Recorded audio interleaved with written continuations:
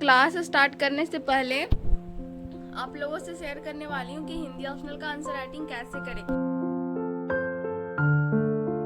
जय श्री कृष्णा, स्वागत है आपका हमारे चैनल पुष्पलता व्लॉग्स पे। और मैं पुष्पलता आप लोगों के सामने फिर से आ चुकी हूँ एक नए व्लॉग लेकर, एक नए जज्बे के साथ। तो फिलहाल मैं छत पे, और इसको देखिए, मैं छत पे इसलिए आई क्योंकि इसे ढूंढ रही थी और मुझे पता था कि अगर ये नीचे नहीं है तो पक्का छत पे भाग गया होगा।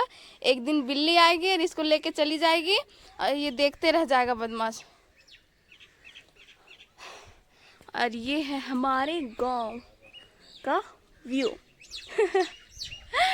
और अभी मैं फ़िलहाल बना रही हूँ खाना, बट मीठू को ही ढूंढते ढूंढते आए थे क्योंकि नीचे नहीं था।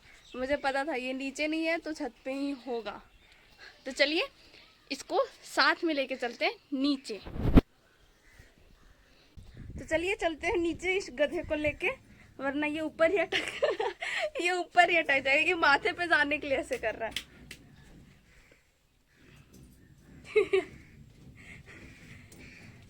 तो मैं आ चुकी हूँ नीचे, इसको उतार देती हूँ। देखिए बहुत बदमाश है। और अभी मैं बना रही हूँ खाना, और खाने में कटहल का सब्जी। वीडियो में कलर हमेशा अलग दिखता है पता नहीं क्यों, लाइट कलर दिखता है, डार्क नहीं दिखता है। तो खाना वाना खा के मैं अभी टेबल पे आ चुकी हूँ और आज का मैं शुरुआत करने वाली हूँ पॉलिटिकल साइंस क्लास 8 एनसीईआरटी का फर्स्ट चैप्टर संविधान, कॉन्स्टिट्यूशन। इसी से स्टार्ट करूँगी। देखिए आज प्लानिंग है कि पूरा बुक आज ख़त्म कर दो, क्योंकि अभी मुझे क्लास करने का मन नहीं कर रहा है। तो सोच रही हूँ अगर क्लास करने का मन नहीं कर रहा तो चलो आज पूरा बुक ही निपटा लेती हूँ। तो आज सोच रही हूँ कि पूरा बुक एक बार में ख़त्म कर दूँ, अच्छा रहेगा। उसके बाद फिर से पढ़ लूँगी। तो चलिए आज का स्टडी मेरा यहाँ से स्टार्ट होता है। तो अभी मेरा अभी कितना 1 बज गया है, 1 बज चुका है। और अभी मेरा एक पॉलिटी का 1 चैप्टर, 2 आंसर राइटिंग और 1 इथिक्स का लेक्चर कंप्लीट हुआ है। और फिलहाल मैं इथिक्स का टॉपिक नंबर 4 या 5 है शायद, समाज सुधार, तो वही पढ़ रही थी। तो उसमें से मैं आपको थोड़ा सा बताना चाहती हूँ कि देखिए, अगर आप किसी भी समाज सुधारक के बारे में पढ़िएगा तो हर समाज सुधारक का कुछ कॉमन विशेषताएं होते हैं। सपोज हर समाज सुधारक, चाहे राजा राम मोहन राय ले लीजिए, अंबेडकर ले लीजिए, ईश्वर चंद्र विद्यासागर ले लीजिए, महात्मा गांधी ले लीजिए, तीनों इन सभी में एक कॉमन फैक्टर आपको नज़र वो आएगा, महिला सुधार, महिला का जो महिलाओं का शोषण, या फिर विधवा विवाह, बाल विवाह और कन्यावध। ये सब एक कॉमन फैक्टर था जो हर समाज सुधारक उसे दूर करना चाहते थे। तो इस तरीके से आपको कुछ कॉमन फैक्टर लेने हैं, और वो आपको ऐसा नहीं है कि एक ही बार सारा क्वेश्चन समाज सुधारकों का पूछा जाएगा, अलग अलग पूछा जाता है, 1-2 पूछा जाता है। और सबसे इम्पॉर्टेंट बात, ये जो समाज सुधारक है इथिक्स का, वो जीएस पेपर 1 में भी पूछता है। तो मैं साथ में क्या की, सर लेक्चर ले रहे थे, उसके साथ साथ मैं बुक निकाली, प्रीवियस ईयर क्वेश्चन पेपर, और 2 क्वेश्चन ढूंढी महात्मा गांधी को लेकर, जो भी मिला। एक शायद राजा राम मोहन, बाल गंगाधर तिलक या राजा राम मोहन राय पे भी एक क्वेश्चन पूछा था जो मुझे आता था, बट वो मिल नहीं रहा था। तो मैं क्या की हूँ कि इस टॉपिक से रिलेटेड जीएस पेपर 1 में ये तो सर पढ़ाएं इथिक्स में, लेकिन इससे रिलेटेड जीएस पेपर 1 में पूछा गया, तो वो मैं जो क्वेश्चन प्रीवियस ईयर क्वेश्चन था उसे मैं बाहर निकाल ली। जैसे 2015 में 2 क्वेश्चन पूछा गया लगभग एक ही टाइप का, तो ये दोनों को मैं बाहर निकाल ली। अब मैं क्या करूँगी, फ़िलहाल अभी तो सोऊंगी, 1-2 घंटा सोऊंगी, क्योंकि मैं रात में नाइट स्टडी भी करती हूँ। तो दिन में भी मैं थोड़ा सो लेती हूँ, क्योंकि अगर आप नाइट स्टडी भी कर रहे हैं 1 बजे 2 बजे तक और दिन में भी नहीं सोएंगे तो ये लंबा जर्नी है, फॉर्म में तो नहीं किया जा सकता है। अरे चलो आज 12 घंटा पढ़ते हैं, 13 घंटा पढ़ते हैं, हाँ कोशिश कर सकते हैं, उतना पढ़ नहीं पाएंगे। तो अभी मैं फ़िलहाल सोऊंगी। तो मैं आप लोगों को बता रही थी कि जब भी कोई भी टॉपिक पढ़े तो उसका प्रीवियस ईयर क्वेश्चन पेपर ज़रूर देखें। जैसे मैं अभी को पढ़ा रहे थे सर, और जब पढ़ाते हैं तो कमेंट आता है, तो कमेंट जब पढ़ते हैं तो उस दौरान में तब तक ये क्वेश्चन ढूंढ ली प्रीवियस ईयर क्वेश्चन पेपर से, मतलब इस बुक से ढूंढ ली। हो सके तो आप लोग भी ले सकते हैं, मैं ये कभी कहीं ले ली थी। तो चलिए फ़िलहाल तो मैं चलूँगी सोने, रेस्ट करने। बस मैं आप लोगों से बताना चाह रही थी कि कुछ कॉमन फैक्टर होते हैं हर समाज सुधारक का या फिर हर महान नेताओं का, वो आपको एक पेज में अलग से निकाल लेने हैं, और जब भी कोई समाज सुधारक या महान नेता के बारे में पूछा जाए तो वो कॉमन कॉमन फैक्टर डाल देने हैं हमें। तो चलिए मैं आप लोगों से मिलती हूँ सो के उठने के बाद। फाइनली मैं टेबल पे आ चुकी हूँ, और ये है मेरा second session. First session complete हो चुका है, और आज मैं क्लास स्टार्ट करने से पहले आप लोगों से शेयर करने वाली हूँ कि हिंदी ऑप्शनल का आंसर राइटिंग कैसे करें। क्योंकि बहुत सारे लोगों में प्रॉब्लम ये होता है कि क्वेश्चन का आंसर तो पता होता है, लेकिन उसे लिखना कैसे है, स्टेप वाइज स्टेप कैसे सजाना है आंसर को, वो नहीं पता होता। तो चलिए आज मैं आप लोगों से शेयर करूँगी कि हिंदी ऑप्शनल का अच्छे से आंसर राइटिंग कैसे करें। तो ये है हमारा क्वेश्चन, भक्ति काल सामंती जड़ताओं के विरोध में है।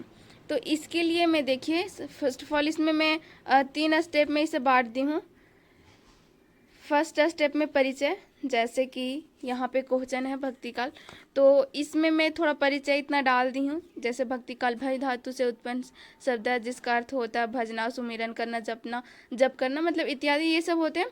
उसके बाद सेकेंड स्टेप में मैं ली हूँ व्याख्या, मतलब कि व्याख्या की बात करें तो जैसे देखिए व्याख्या में क्या की हूँ मैं कि ये सामंती चर्ताओं की बात कर रहा है, तो मैं यहाँ थोड़ा सा डायग्राम में बता दी हूँ कि सामंती समाज को अंधकार युग कहा जाता था। सामंती काल को या सामंती समाज को अंधकार समाज या अंधकार युग कहा जाता था। तो उसका कारण क्या था, तो इसे मैं थोड़ा सा शॉर्ट में डाल दी हूँ डायग्राम के माध्यम से। उसके बाद मैं क्या की हूँ कि यहाँ तो क्वेश्चन यही है कि भक्ति काल सामंती जड़ताओं के विरोध में, तो भक्ति काल सामंती काल का थोड़ा सा मैं प्रॉब्लम यहाँ पे विस्तार से बता दी हूँ। यहाँ पे प्रॉब्लम विस्तार से बता दी हूँ। सपोज देखिए सामंती समाज में महिलाओं को भोग विलास की वस्तु समझी जाती थी। उसके बाद मैं यहाँ से बताई हूँ कि इन सभी त्रुटियों को दूर करने हेतु भक्ति काल की उत्पत्ति हुई। तो पहले मैं उसका त्रुटि बताई, सामंती काल का त्रुटि बता दी। उसके बाद भक्ति काल की उत्पत्ति इस कारण से हुई, और भक्ति काल में क्या क्या किया गया जिससे सामंती जड़ताओं का विरोध हुआ, वो मैं यहाँ पे संक्षिप्त में बता दी हूँ। उसके बाद मेरा थर्ड स्टेप आता है अपनी राय। तो अपनी राय में मैं अपना खुद से डाल दी हूँ। अतः हम देखते हैं कि भक्ति आंदोलन के समाज को एक ऐसे आदर्श समाज की कल्पना थी कि जिसके माध्यम से सामंती समाज के कुरीतियां जैसे जाति, धर्म, संप्रदाय, वर्ण व्यवस्था, नारी शोषण का विरोध कर एक सर्वगुण संपन्न समाज की स्थापना की गई। तो हम इस प्रकार देखते हैं कि 3 स्टेप में बांट के हमारा आंसर कंप्लीट हो जाता है। किसी किसी कोई क्वेश्चन में 4 स्टेप भी हमें बांटने पड़ेंगे, बट मैं इस क्वेश्चन के अकॉर्डिंग आपको बताई कि हमें कैसे आंसर लिखने हैं। तो फर्स्ट में हमें करने हैं भक्ति आंदोलन क्या है उसका, फिर उसके बाद हमें थोड़ा व्याख्या कर देने हैं जो क्वेश्चन है सामंती जड़ताओं के विरोध में, तो सामंती काल के बारे में थोड़ा सा बता देने कि सामंती काल है क्या, उसका क्यों विरोध किया गया भक्ति काल में। उसके बाद अपनी राय, मतलब कि भक्ति काल में ऐसे कौन कौन से कदम उठाए गए जिससे सामंती समाज का विरोध किया गया, और लास्ट में हमें अपनी राय दे देना है। कुछ इस प्रकार से हम अपना हिंदी ऑप्शनल का आंसर राइटिंग कर सकते हैं। क्योंकि बहुत सारे लोगों में ये समस्या होती है कि हिंदी ऑप्शनल का आंसर राइटिंग कैसे करें, हिंदी ऑप्शनल का आंसर राइटिंग कैसे करें। तो कुछ विशेष ट्रिक होते हैं आंसर राइटिंग के लिए। क्वेश्चन के अकॉर्डिंग ही वो तय करने होंगे आपको कि किस टॉपिक में, किस क्वेश्चन में किस टाइप का हमें आंसर सजाने हैं, किस बेसिस पे लिखने हैं। तो आई होप कि ये आपको समझ में आ गया हो कि हिंदी ऑप्शनल का आंसर राइटिंग कैसे करें। इसी तरीके से आप दूसरे क्वेश्चन को लेके जो भी मेन शब्द हैं, जैसे भक्ति हो गया, इसमें सामंती जड़ता हो गया, उसका विरोध हो गया, ये तीनों मेन शब्द हैं। उसी तरीके से हर क्वेश्चन में मेन शब्द होते हैं, तो उस शब्द को पकड़ के ही हमें आंसर लिखने, उससे बाहर नहीं जाने हैं। तो फिलहाल मैं आप लोगों से ये बताना चाह रही थी, तो सोच चलो मैं आप लोगों से आज शेयर कर देती हूँ कि हिंदी ऑप्शनल का आंसर राइटिंग कैसे करें। तो चलिए अब मैं अपना स्टडी स्टार्ट करूँगी क्योंकि फर्स्ट सेशन में मेरा 4 घंटा कंप्लीट हुआ था, उसके बाद मैं सोने चली गई थी। अभी ये है मेरा सेकेंड सेशन और अभी से मेरा स्टार्ट होगा सेकेंड सेशन रात के 8 बजे तक। तो चलिए आप हमारे ब्लॉग में कंटिन्यू बने रहिए और हमारे चैनल पर नए हो तो चैनल को सब्सक्राइब कर ले। और यूपीएससी से रिलेटेड कोई भी किसी भी टॉपिक पे वीडियो चाहिए तो कमेंट करके आप बता सकते हैं। फाइनली मैं कुछ देर पहले पढ़ के उठ चुकी हूँ और अभी मैं देखिए बर्तन वगैरह सारा धोई, उसके बाद आटा भी गूंद ली हूँ, देख सकते हैं। तो अब इसे वहाँ पे रखूँगी, उसमें बर्तन स्टैंड क्या बोलते हैं उसे नहीं पता, बर्तन स्टैंड ही बोलती हूँ इसमें। और अब बनाऊँगी खाना। तो फिलहाल तो खाना नहीं बनाई हूँ, अभी बनाऊँगी खाना। तो चलिए खाना बनाती हूँ और आज का ब्लॉग भी मैं यहीं एंडिंग करती हूँ। तो चलिए आज का ब्लॉग मैं यहाँ समाप्त करती हूँ। हमारा ब्लॉग कैसा लगा कमेंट करके जरूर बताएं। चैनल पर नए हो तो चैनल को सब्सक्राइब करें, वीडियो को लाइक करें और अपने दोस्तों के साथ शेयर करें। तब तक के लिए जय हिंद, वंदे मातरम, भारत माता की जय।